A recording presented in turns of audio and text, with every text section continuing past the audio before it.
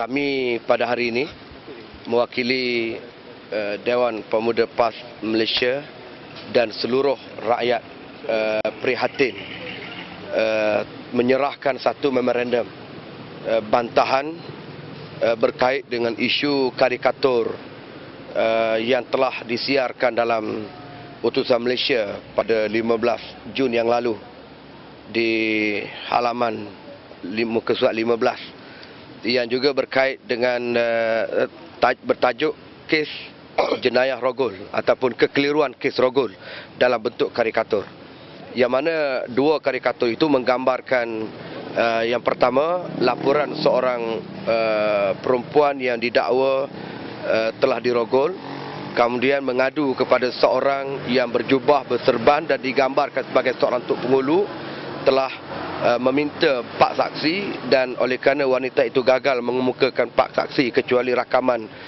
telefon, maka karikatur yang digambarkan sebagai seorang berjubah berserban telah mengeluarkan kenyataan tak boleh diambil kes ini dan diminta batalkan saja hasrat pengaduan berkait dengan rogol. Dalam karikatur yang kedua pula, wanita yang sama mendakwa dirinya dirogol di hadapan polis. Kemudian polis bertanya tentang 4 saksi. Lalu wanita itu menjawab hanya ada rakaman telefon. Lalu polis mengatakan, okey, rakaman itu saja sudah cukup untuk menjadikan bahan bukti untuk dibawa ke mahkamah. Apa yang saya maksudkan ialah daripada dua karikatur ini jelas satu tindakan mempersendakan Islam. Sebab bukan begitu cara Islam menangani kes rogol ini. Berbeza dengan zina. Saya rasa dia keliru antara kes rogol dengan kes zina. Jadi kes rogol dengan kes zina secara prosedur mengambil tindakan adalah sesuatu yang sangat berbeza. Jadi kami merasakan bahawa karikatur ini mempunyai sekurang-kurangnya tiga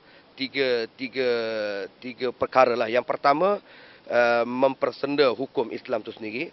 Kemudian yang kedua ialah mempermainkan institusi agama, seolah-olah institusi agama dalam Malaysia ini tak boleh nak menangani isu rogol dengan secara berkesan sehingga dia nanti menimbulkan kekeliruan di kalangan masyarakat.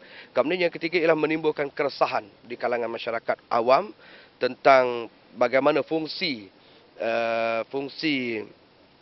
institusi agama ataupun tokoh-tokoh agama untuk menyelesaikan isu yang berkait dalam perkara ini.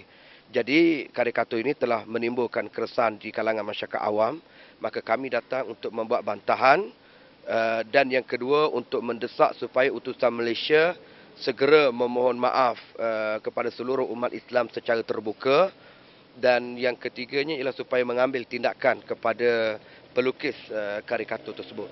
Dan kita beri masa selama 7 hari daripada tarikh disiarkan karikatur tersebut. Jika sekiranya utusan Malaysia tidak memohon maaf ataupun tidak mengambil tindakan yang selayaknya, maka pihak kami akan meneruskan siri bantahan ini dan insya-Allah kemungkinan besar selepas ini kita akan buat dalam satu himpunan yang lebih besar bagi menarik perhatian umum dengan satu tunjuk perasaan kita tak setuju dengan karikatur tersebut. Jadi janganlah ianya dipermainkan ataupun diperkecilkan kerana ini adalah soal sentimen agama, dan jelas apa yang disebut, dialog yang disebut dalam karikatur tersebut bertentangan dengan cara dan kaedah Islam menangani isu tersebut. Baik. Yang terima tadi ialah wakil Encik Sufian, Sufian Abu Bakar, wakil kepada ketua pengarang lah. Ketua pengarang tak dapat bersama dengan kita pada pagi ini. Apa reaksi daripada Encik Sufian Abu Bakar menyatakan hasratnya untuk membawa memorandum kita kepada pihak atasan lah, kepada pihak pengurusan utusan Malaysia, dan mereka menerima baiklah memorandum kita. Dan saya telah menjelaskan kenapa memorandum ini kita serahkan supaya pihak utusan dapat berikan perhatian. Dan beliau berjanji untuk memberikan perhatian terhadap memorandum yang telah kita serahkan. Kita telah ambil tindakan dan kita telah menyatakan bantahan kita. Sejak daripada dulu kita konsisten. Apa saja perkara yang berkait dengan penghinaan terhadap Islam ataupun pelecehan terhadap syariat kita akan tampil untuk membuat bantahan dan juga untuk memperbetulkan keadaan. Tujuan kita memberi bantahan ini ataupun mengemukakan bantahan ini bukan untuk mencetuskan kekacauan ataupun mencetuskan huru-hara, tetapi kita nak betulkan keadaan.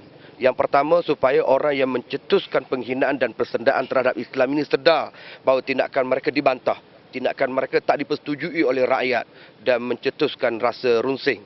Jadi saya hari ini pun, saya ada kawan-kawan minta supaya saya lakukan demo. Saya kata tidak. Kita tak nak mulakan dengan satu demo, satu tunjuk perasaan. Kita datang dulu buat bantahan cara baik. Kita serah memorandum secara rasmi, nyatakan apa kesalahan dia, bagaimana cara untuk memperbaiki keadaan ini. Jadi kalau sekiranya langkah itu tak dipeduli ataupun hasrat kita dipersiakan, barulah kita boleh mengambil tindakan lanjut. Dan kemungkinan selepas itulah barulah dia akan menjadi suatu isu. Tapi sebelum daripada itu, kita harap pihak yang berkaitan berikan perhatian dan sensitif dengan isu ini.